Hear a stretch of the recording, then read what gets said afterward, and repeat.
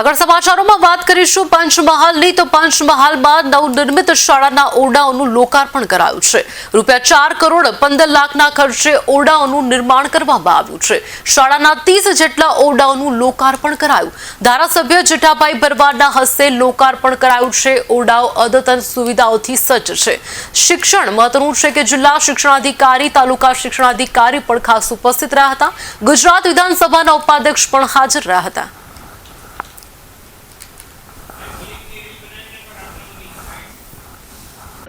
आज रोज शहरा कुमार शाळा और कन्या शाळा 30 ओरडाओं माटेનું ઉદ્ઘાટન રાખવામાં આવેલું।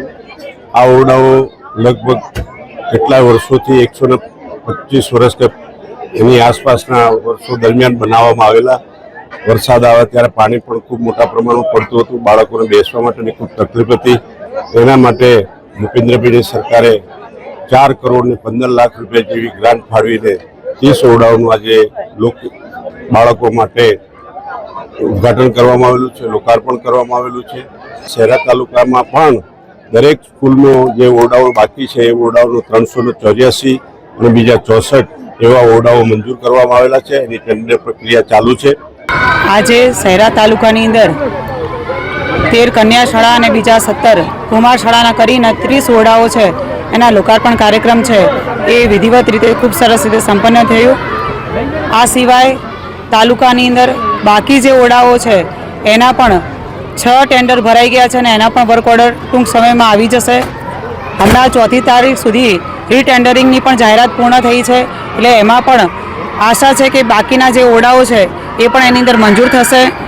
તે સિવાય નવા જે બાકી ઓરડાઓ છે, નવા જે ટેન્ડરિંગમાં છે, ફ્યુચર ટેન્ડરમાં આવશે એ પણ ઝડપથી પૂર્ણ થશે। આજે શહેરા ખાતે કુમાર અને કન્યા શાળાના 30 જેટલા ઓરડાનું લોકાર્પણ પ્રસંગ આજે રાખવામાં આવ્યો છે।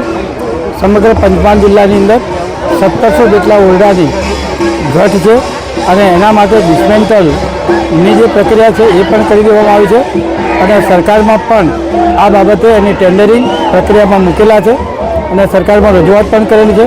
એવા શહેરા તાલુકાની અંદર પણ 350થી ઉપર ડિસ્મેન્ટલ થયેલા ઓરડાની અત્યારે મંજૂરી માટે સર્વ શિક્ષા અભિયાનની અંદર ત્યાં આગળ મૂકવામાં આવેલા છે અને એની પણ મંજૂરી ટૂંક સમયમાં આવી જાય।